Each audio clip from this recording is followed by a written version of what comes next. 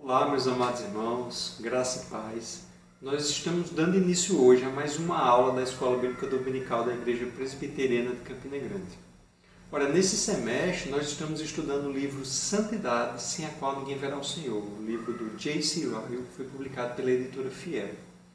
Ora, esse livro versa sobre o assunto santidade e seus diversos aspectos. Começa falando sobre o pecado, depois fala sobre a natureza da santificação, a distinção entre a santificação e a justificação. E no capítulo 3, que é o capítulo que nós vamos estudar na aula de hoje e na próxima aula, fala sobre a natureza da verdadeira santidade. Então, na aula de hoje, nós vamos conversar sobre o que consiste a santidade prática, com base ali no capítulo 3 do livro do J.C. Ryle. E é interessante porque antes do autor ele nos apresentar a natureza da verdadeira santidade prática, ele inicia a sua exposição nos dizendo que não é uma santidade prática. E essa abordagem dele é muito interessante porque há muitas coisas que nós tendemos a valorizar como algo santo, ou seja, as pessoas a qual nós encontramos tais elementos, nós muitas vezes julgamos que elas são pessoas santas, pessoas que vivem um elevado padrão de santidade em sua vida, mas que não necessariamente estas coisas representam santidade.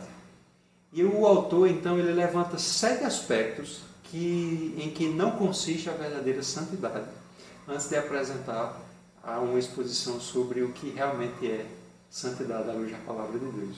Ora, o autor começa então nos dizendo que santidade não consiste no conhecimento. E isso é algo que tende a nos enganar, porque muitas vezes nós achamos que por nós conhecermos a palavra de Deus, necessariamente nós temos uma vida santa. Isso não é verdade, porque nós podemos conhecer a palavra de Deus, conhecer aquilo que diz respeito ao Evangelho, nós podemos interpretar o mundo que nos cerca, o nosso mundo secularizado, à luz da palavra de Deus, e ainda assim viver distante dessa palavra a qual nós conhecemos.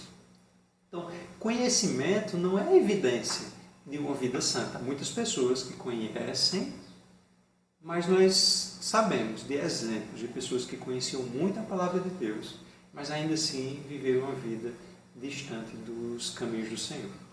Então, J.C. Ryle começa esse capítulo dizendo que o conhecimento não é, por si mesmo, evidência de santidade.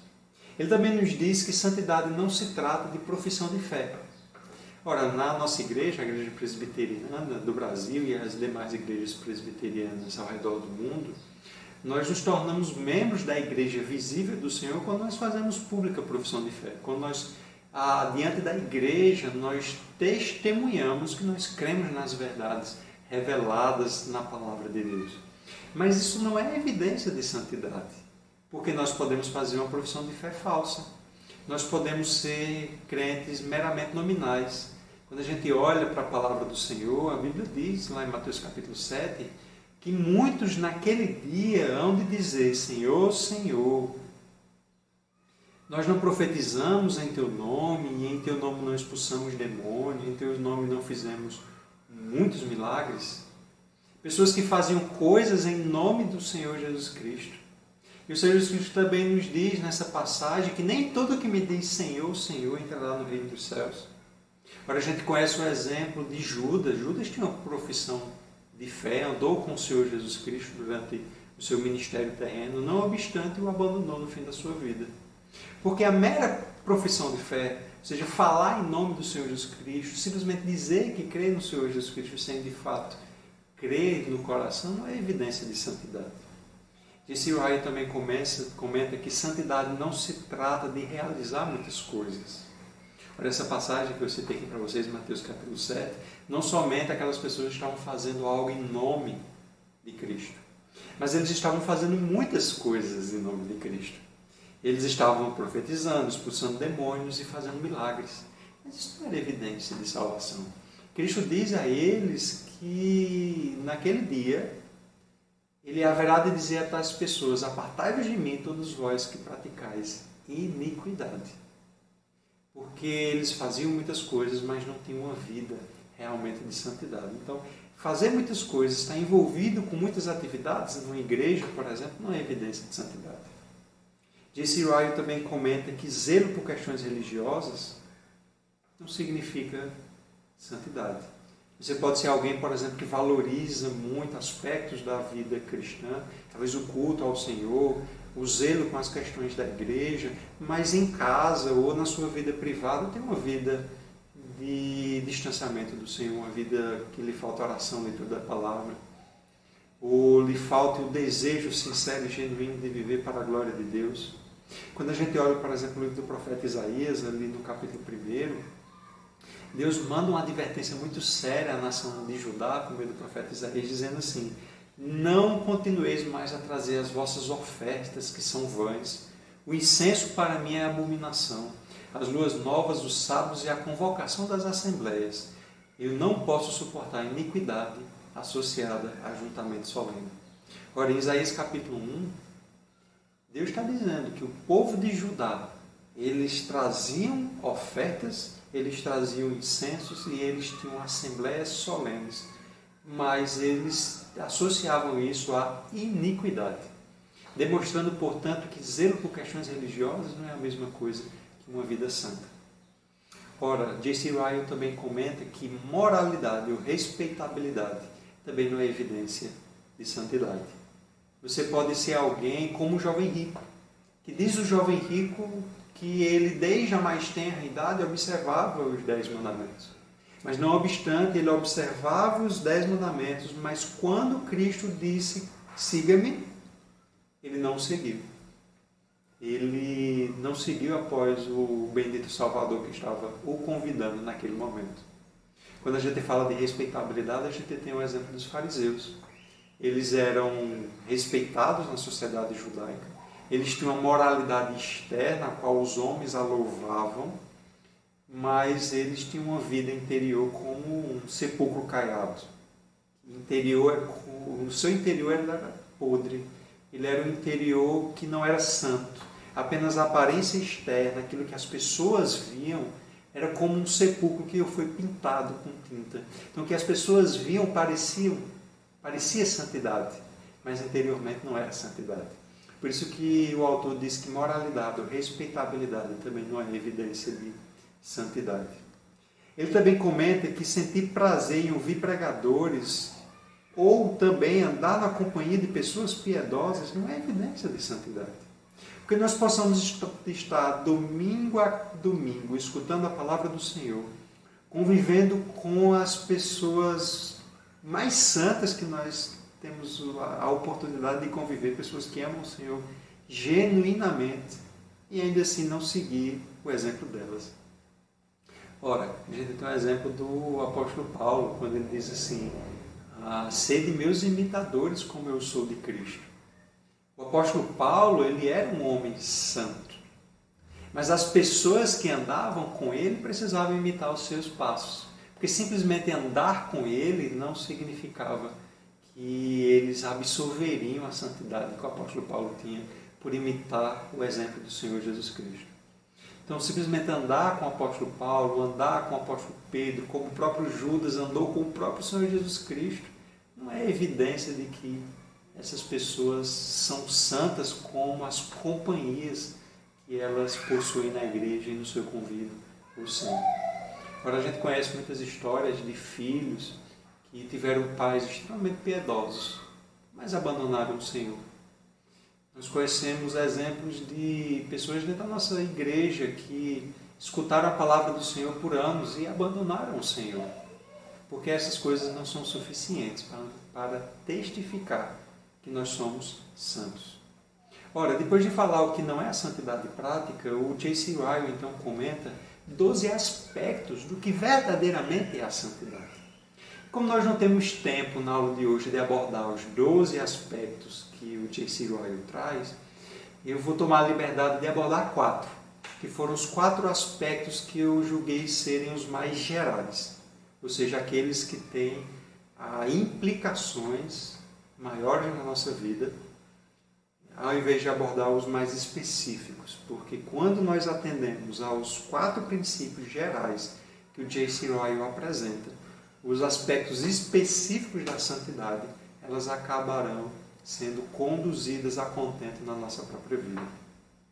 Então, desses aspectos gerais que o J.C. Ryle comenta, ele fala sobre esforçar-se por ser semelhante ao Senhor Jesus Cristo. Ele diz então que o primeiro aspecto de um homem verdadeiramente santo é um homem que se esforça por ser semelhante ao Senhor Jesus Cristo. Quando a gente olha, por exemplo, ali a carta de Filipenses, no capítulo 2, versículo 5, a Bíblia diz: tende em vós o mesmo sentimento que houve em Jesus Cristo. Quando a gente olha, por exemplo, a primeira epístola de João, a Bíblia diz: aquele que diz estar nele também deve andar como ele andou. Quando a gente olha a carta de 1 Pedro, a Bíblia diz: porque para isto fostes chamados, porquanto também Cristo padeceu por vós, deixando-vos o exemplo para seguires os seus passos. Então, quando a gente fala de santidade, um homem verdadeiramente santo é um homem que imita o Senhor Jesus Cristo.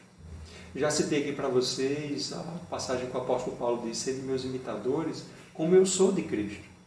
Perceba que o foco do apóstolo Paulo era o próprio Senhor Jesus Cristo, porque ele sabia que ao imitar o Senhor Jesus Cristo, ele estaria vivendo uma vida verdadeiramente santa. E o interessante, quando a gente fala sobre santidade, a gente descobre que Deus move as coisas para nos produzir santidade. A Bíblia diz que aquele que começou a boa obra em vós há de completá-la até o dia de Cristo Jesus. O próprio Deus trabalha na nossa vida, usa da sua providência, dos meios de graça, as circunstâncias e as provações para nos conduzir a esse objetivo de sermos semelhantes ao Senhor Jesus Cristo. Quando a gente vai lá, por exemplo, para Romanos capítulo 8, tem um texto muito conhecido, quando a Bíblia diz que todas as coisas cooperam para o bem daqueles que amam a Deus, daqueles que são chamados segundo o seu propósito.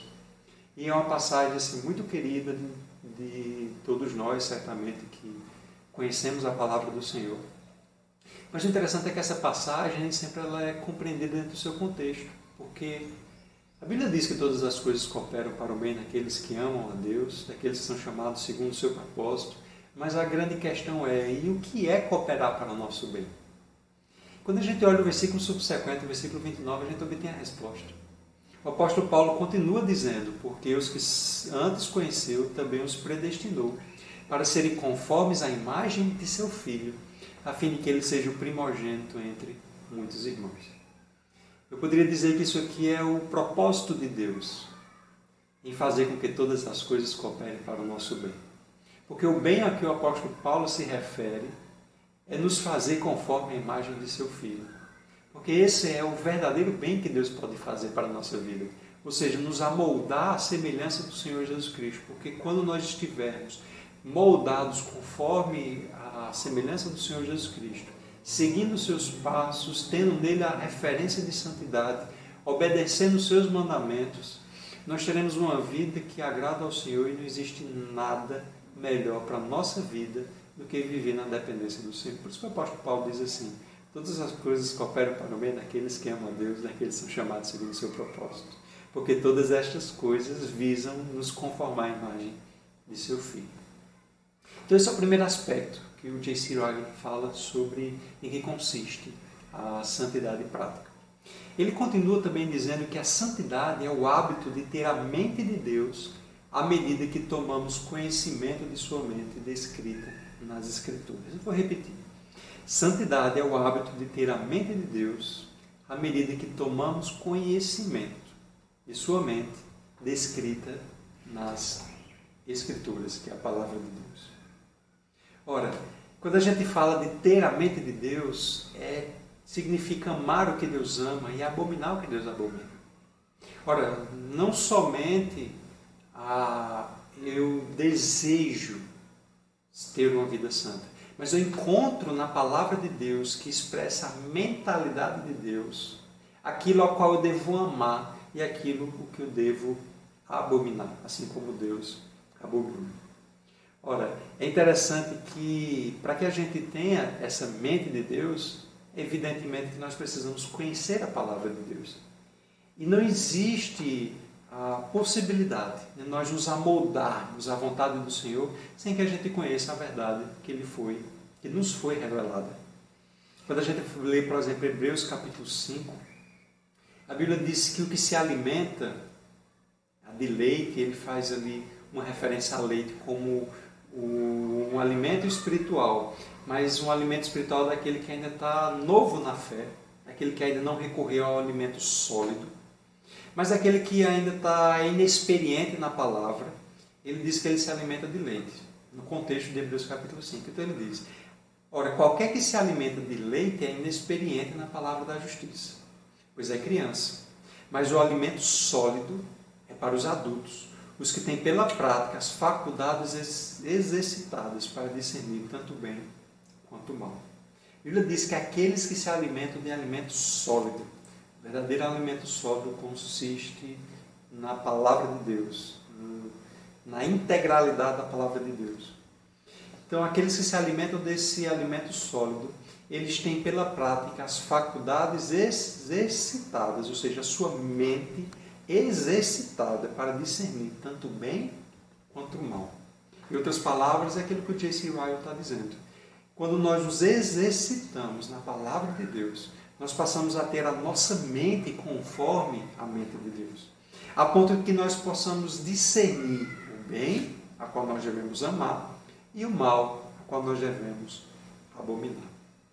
Então, santidade, segundo ponto, é o hábito de ter a mesma mente de Deus à medida que tomamos conhecimento de sua mente revelada nas Escrituras Sagradas. E isso vai se manifestar como discernimento do bem e do mal.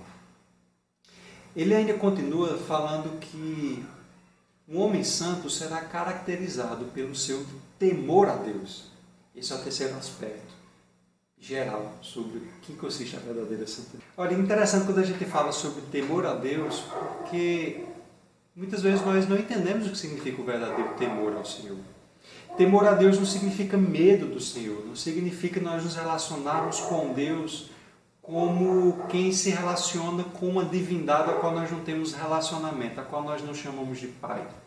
Mas o temor a Deus, ele significa me conduzir diante de Deus com o desejo de lhe agradar. Não é medo, mas é um desejo profundo de agradar a Ele e obedecer os seus mandamentos e fazer a sua vontade. Por isso eu temo.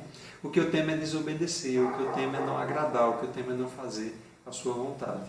Então, um homem que ele é verdadeiramente santo, ele é um homem que vive a sua vida no temor do Senhor. Ora, quando a gente vê uma boa ilustração do que significa o temor ao Senhor, um bom texto que nos explica o que é o temor ao Senhor, a gente tem, por exemplo, o texto de Eclesiastes, capítulo 12, versículo 13. Quando ao fim do livro de Eclesiastes, após Salomão ter falado de todas as suas experiências que ele havia vivido na vida e percebido que tudo aquilo era correr atrás do vento, ele diz o seguinte: de tudo que se tem ouvido, o fim é, como quem diz, a principal coisa é: teme a Deus e guarda os seus mandamentos, porque isto é o dever de todo mundo. Então, quando a gente olha esse versículo de Eclesiastes, Salomão está dizendo: olha, o dever de todo homem é temer ao Senhor. E ele também ilustra muito bem o que é temer ao Senhor, porque a Bíblia diz: teme a Deus e guarda os seus mandamentos. Porque o homem que verdadeiramente teme ao Senhor é aquele que teme não lhe desagradar, teme não desobedecer a sua palavra. O seu temor está relacionado à sua vontade de cumprir os seus mandamentos. Está relacionado à sua convicção de que isso é o seu dever como criatura feita à imagem e semelhança de Deus.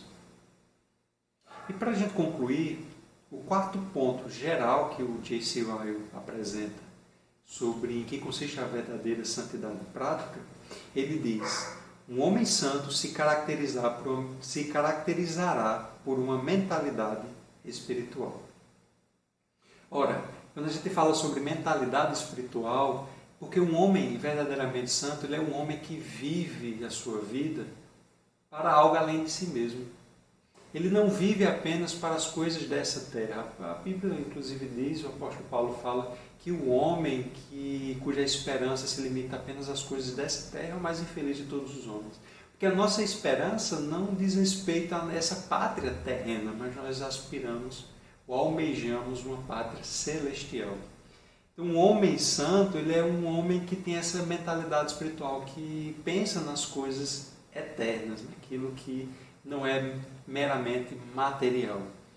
E a gente tem, por exemplo, algumas passagens muito importantes sobre isso. Quando a Bíblia diz, por exemplo, em Colossenses capítulo 3, a Bíblia diz assim: se, pois, fostes ressuscitados com Cristo, buscai as coisas que são de cima, onde Cristo está assentado à destra de Deus.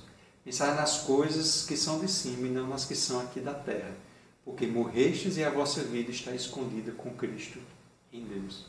Ora, um homem que verdadeiramente vive a vida cristã com santidade, ele é um homem que está buscando as coisas do alto, onde Cristo está assentado à direita de Deus. É um homem que está almejando aquilo que é eterno, não aquilo que é meramente terreno. Quando a gente vê, por exemplo, lá em Mateus capítulo 6, o Senhor Jesus Cristo nos faz uma exortação. Ele diz assim: não ajunteis para vós outros tesouros na terra, onde a traça e a ferrugem corrói, onde o ladrão escava e rouba, mas ajuntai para vós outros tesouros no céu, onde nem traça nem ferrugem corrói, nem ladrão escava e rouba.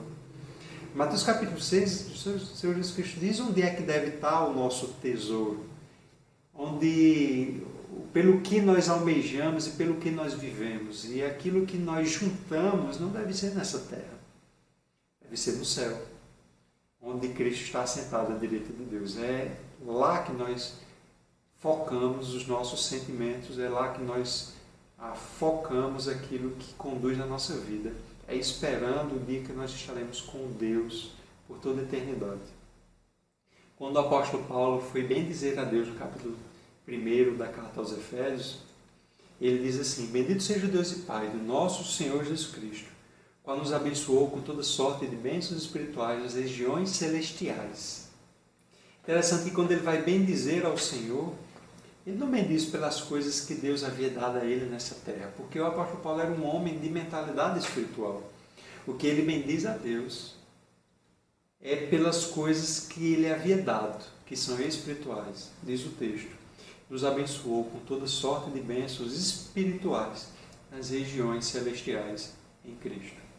Então, um homem santo, ele é um homem que tem uma mentalidade espiritual, é alguém que está vivendo para algo além das coisas dessa terra.